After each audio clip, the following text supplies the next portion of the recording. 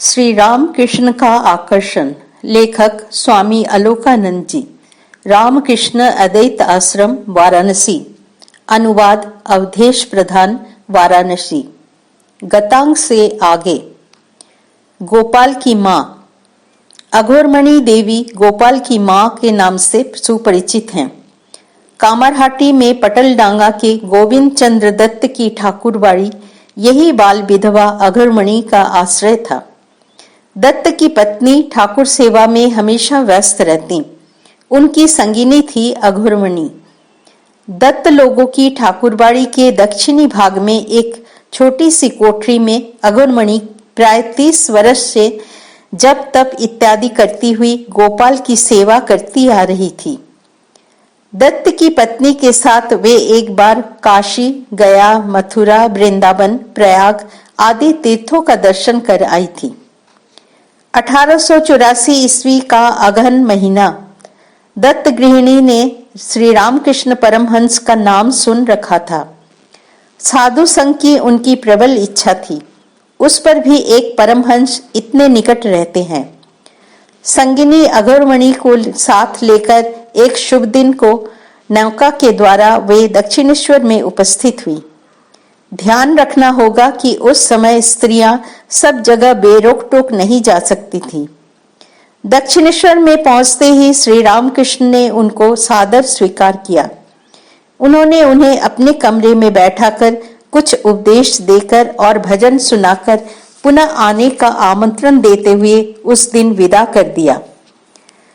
दत्त गृहिणी ने श्री रामकृष्ण को कामरहाटी की ठाकुरबाड़ी में आने का आमंत्रण दिया।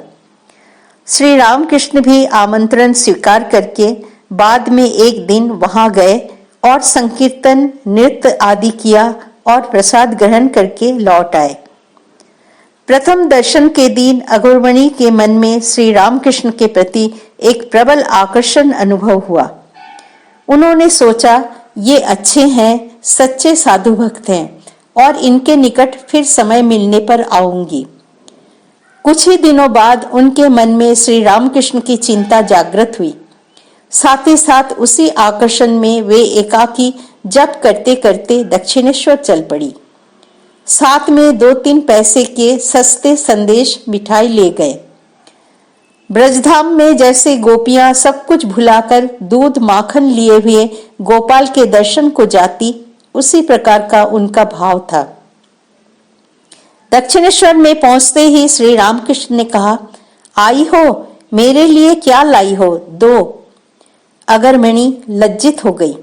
कैसे वे इस प्रकार का संदेश उनको दे। भागवत की कहानी याद आती है। द्वारका में सुदामा श्री कृष्ण के दर्शन को गए थे। गरीब सुदामा मित्र के लिए अपने साथ चिवड़े का लड्डू ले गए थे। जाते ही सोच और संकोच में पड़ गए किस प्रकार वे ये चीजें राजा श्री कृष्ण के हाथ में दे। लेकिन अंतर्यामी श्री कृष्ण ने जबरदस्ती ये चीज उनसे लेकर खाना शुरू कर दिया।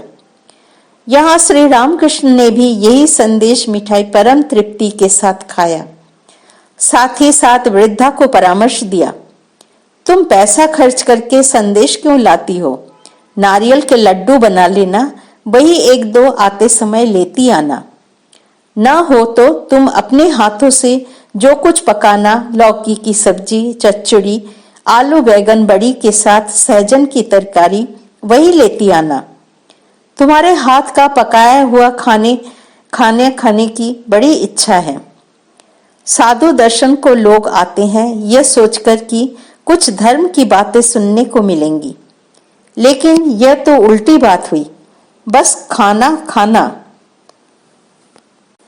अघोरमणि ने सोचा, अच्छा साधु देखने आई, केवल खाऊं खाऊं, मैं गरीब कंगाल विधवा कहां से इतना खिला पाऊंगी। दूर हो, अब और नहीं आऊंगी। लेकिन कहने से तो नहीं होगा। चुंबक ने जो पकड़ रखा है, क्या ही अदृश्य आकर्षण है। फिर कई दिन बाद अघोरमणि चच्चड़ी या सब्जी पकाकर लेकर दक्षिणेश्वर पहुंची। श्री रामकृष्ण खाकर परितृप्त हो गए। बोले, आहा, क्या भोजन, मानो अमृत अमृत। अघोरमणि ने फिर सोचा, अब और नहीं। लेकिन फिर कुछ दिनों बाद कुछ और लेकर उपस्थित हुई। इसी प्रकार खाने पीने को ही लेकर 3-4 महीने कट गए। सुदीर्घ 30 वर्ष निर्जन भगवान का चिंतन करते हुए जिनका जीवन बीता, उनके जीवन में ये कैसा लयभंग। न साधन भजन, न धर्म प्रसंग, केवल खाना बनाना और खाने की प्रशंसा सुनना। वृद्धा सोचने लगी, गोपाल, तुमको पुकारने से यही मिला?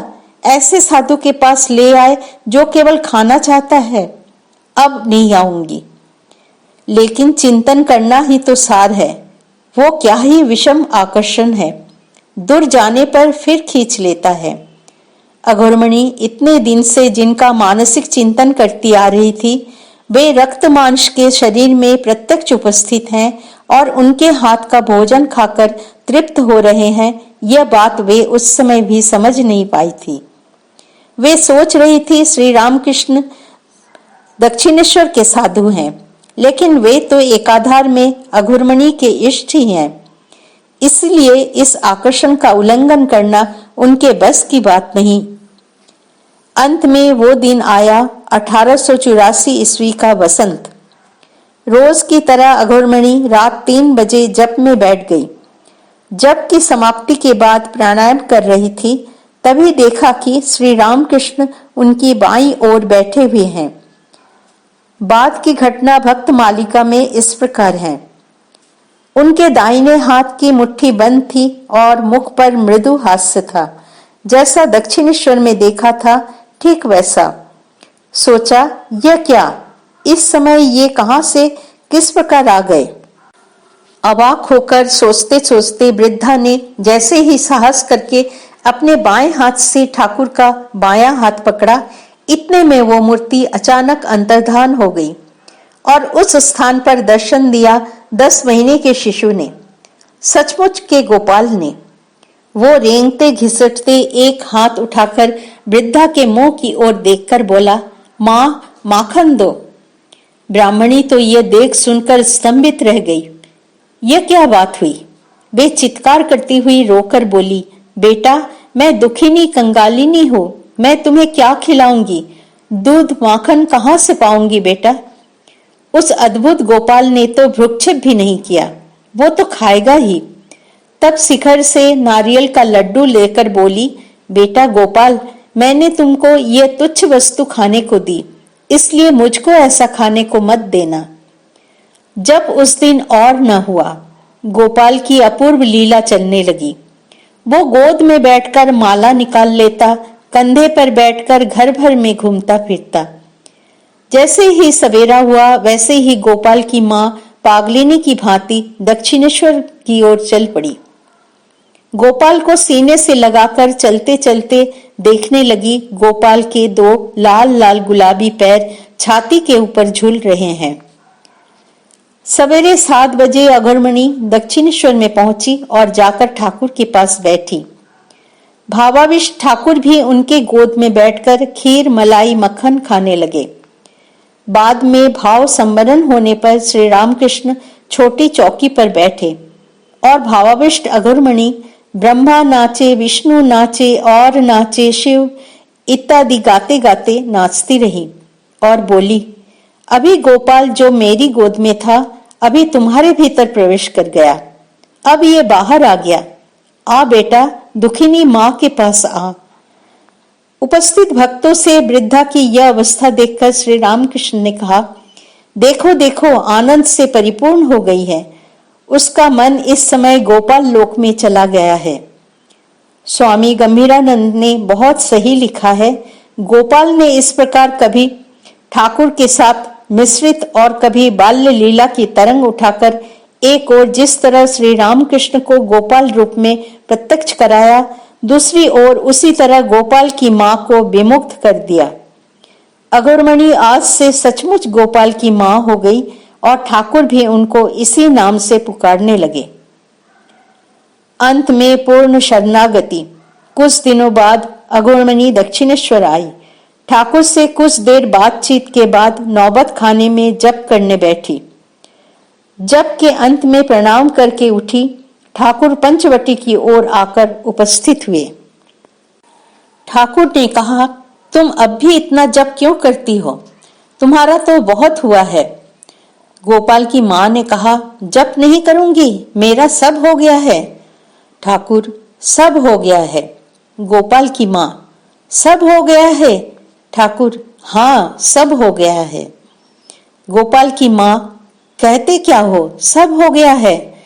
ठाकुर, हाँ, तुम्हारा अपने लिए सारा जप तप हो गया है, तब भी अपना शरीर दिखाकर यह शरीर ठीक ठाक रहे, यह सोचकर इच्छानुसार कर सकती हो। ब्राह्मणी ने कहा, तो फिर अब से जो कुछ करूंगी सब तुम्हारा तुम्हारा तुम्हारा।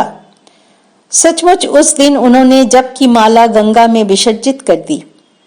बहुत दिन के बाद कुछ कुछ तो करना होगा, यह सोचकर वे गोपाल अर्थात श्री रामकृष्ण के कल्याण के लिए माला जप करती।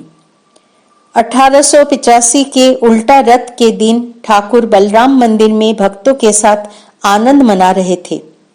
अगुणमणि नहीं है, यह देखकर ठाकुर ने उन्हें लिवा आने को कहा। बलराम बाबू ने तत्काल आदमी भेजा। शाम होने को थी। ठाकुर 2 मंजिले पर हॉल घर में भगवत चर्चा कर रहे थे। सहसा बाल गोपाल के भाव में आविष्ट होकर ठाकुर 2 घुटने और एक हाथ जमीन पर रखकर घुटनों पर चलने की भांति रखकर एक हाथ उठाए ऊर्ध्वमुख होकर सतृष्ण नयनों से किसी की ओर देखने लगे। ठीक उसी समय अघोरमणि ने प्रवेश किया और ठाकुर को अपने इष्ट गोपाल रूप में दर्शन करके आनंद मग्न हो गई। अघोरमणि देवी ने इस प्रकार श्री रामकृष्ण के अदृश्य आकर्षण से स्वयं को गोपालेर माँ के रूप में समर्पित किया।